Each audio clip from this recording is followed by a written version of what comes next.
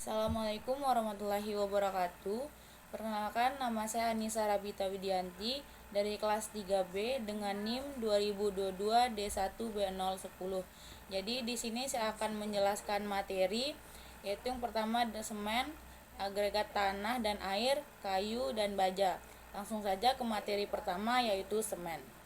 Semen merupakan suatu bahan perekat kimia yang memberikan perekat terhadap materi campuran lain menjadi suatu bentuk yang tahan lama dan kaku. Adapun jenis-jenis semen, yang pertama adalah portal semen, yang dimana portal semen ini adalah jenis yang paling umum di semen di dalam penggunaan umum di seluruh dunia karena merupakan bahan dasar beton dan plesteran semen.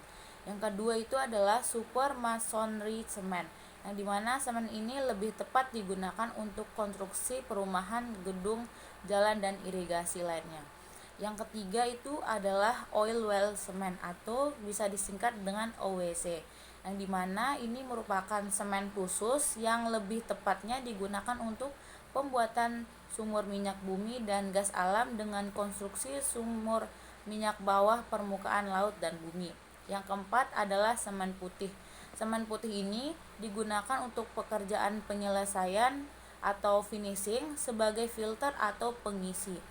Yang kelima itu adalah hidrophobic semen. Hidrophobic semen ini adalah cleaner yang digiling dengan tambahan asam oleat atau asam frit.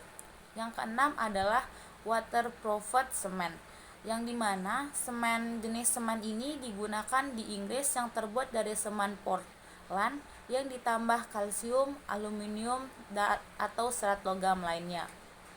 Yang ketujuh adalah semen aluminia, yang dimana dia ini terbuat dari batu kapur dicampur dengan baukit dan kadar campurnya itu sebesar 60-70%, itu maksudnya batu kapur, dan 30-40% itu bauksit. Yang kedelapan itu adalah Portland pozzolan semen, yang dimana itu adalah semen hidrolis yang dibuat dengan mengiling cleanser. Yang terakhir itu jenis yang terakhirnya adalah Portland composite semen, digunakan untuk bangunan-bangunan pada umumnya. Selanjutnya adalah sifat semen.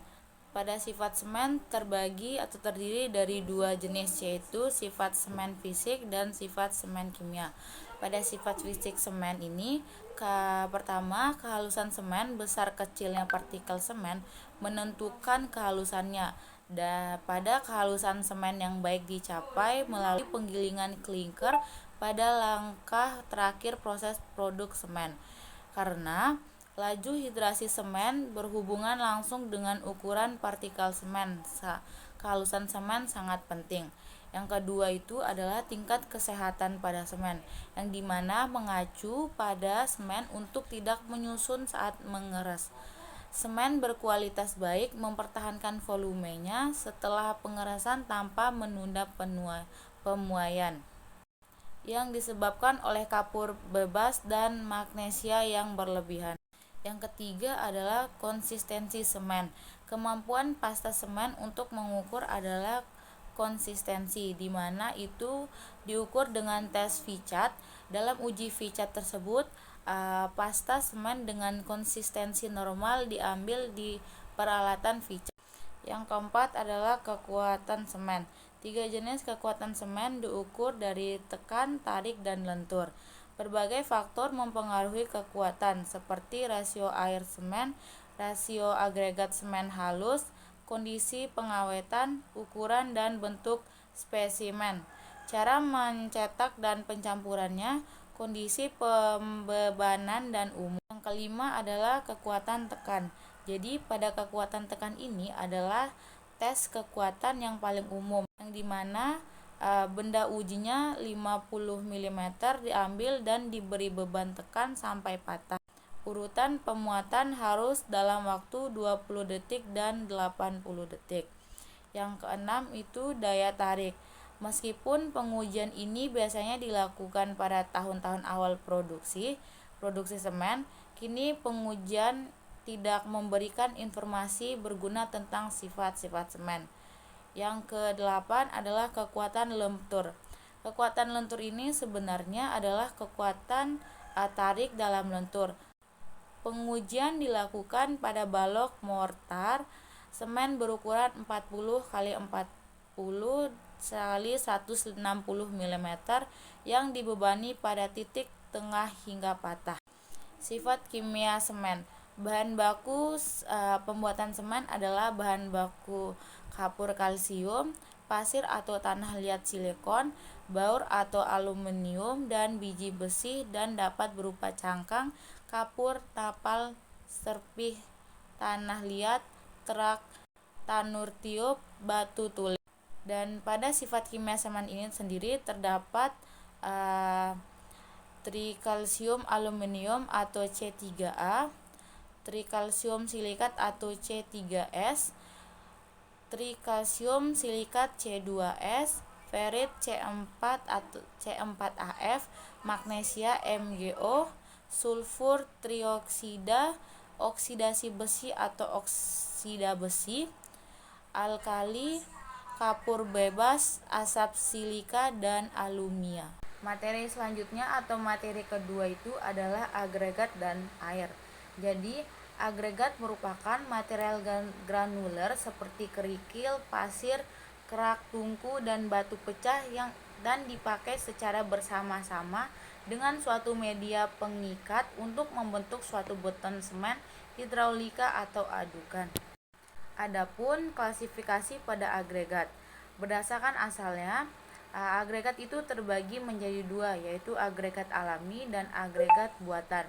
Jadi agregat alami itu adalah agregat yang terbentuk secara alami oleh aliran air sungai dan proses degradasi. Agregat kedua yaitu agregat buatan. Pemintaan akan agregat yang terbentuk kubus atau bersudut bergradasi baik permukaannya yang kasar terus meningkat dan tidak mungkin seluruhnya dapat dipenuhi oleh alam. Adapun dua jenis yang terdapat pada agregat yaitu agregat kasar dan agregat halus, yang dimana agregat kasar ini dia bisa disebut dengan kerikil sebagai hasil desintegrasi alami dari batuan atau berupa batu pecah yang diperoleh dari industri pemecah batu dengan butirannya berukuran antara 4,76 mm sampai 150 mm. Dan agregat halus itu adalah pasir alam sebagai hasil desintegrasi secara alami dari batuan besar menjadi butiran batuan yang berukuran kecil. Selanjutnya itu materi air, yang dimana air ini adalah substansi kimia dengan rumus H2O, satu atom oksigen. Air bersifat tidak berwarna, tidak berasa, dan tidak berbau pada kondisi standar. Air ini diperlukan pada pembuatan beton agar terjadi reaksi kimiawi dengan semen untuk membasahi agregat dan untuk melumas campuran agar mudah pengerjaannya. Tetapi penambahan air yang berlebihan akan menyebabkan banyaknya gelembung air setelah proses hidrasi selesai. Sedangkan air yang terlalu sedikit akan menyebabkan proses hidrasi tidak mencapai keseluruhannya, sehingga akan mempengaruhi kekuatan beton. Menurut SNI, persyaratan air untuk pencampuran beton itu dia harus bersih, tidak mengandung lumpur, minyak, benda terapung lainnya yang dapat dilihat secara visual.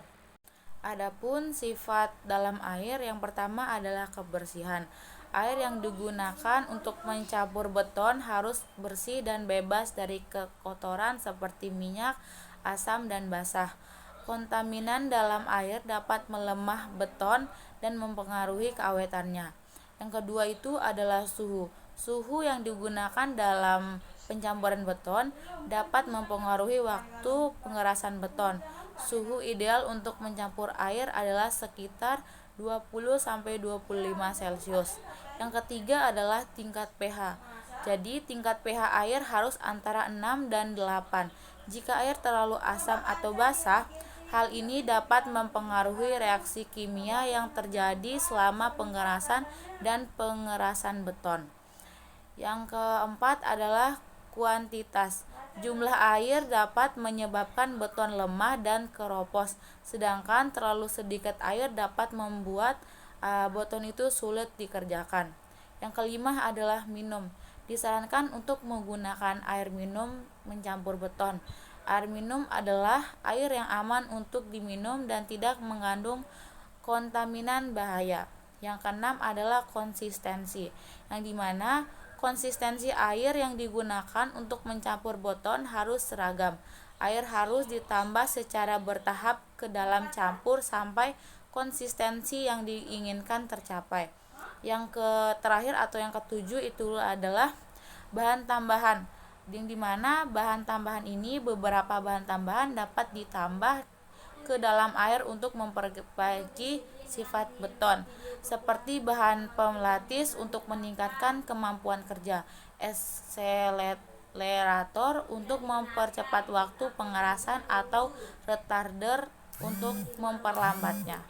Secara keseluruhan, air memainkan peran penting dalam pembuatan beton dan sifat-sifatnya harus dipertimbangkan dengan cermat untuk menjamin kualitas dan kekuatan beton yang dihasilkan. Selanjutnya, materi yang ketiga yang akan saya bahas itu adalah kayu.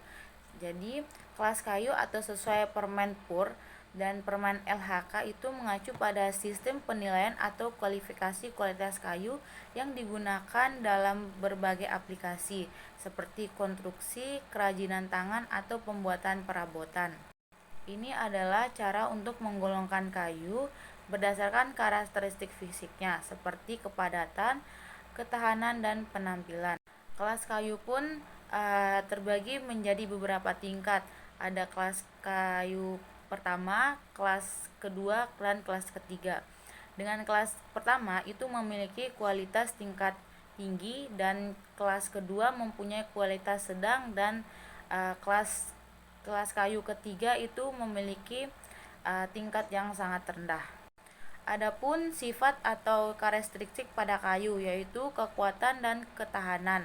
Yang kedua kepadatan, ketiga ketahanan terhadap serangan hama, yang keempat kelembapan, yang kelima penampilan dan kecantikannya, yang keenam adalah pengembangan fisik, ketujuh ketahanan dan terhadap cuaca, kedelapan adalah aromatik.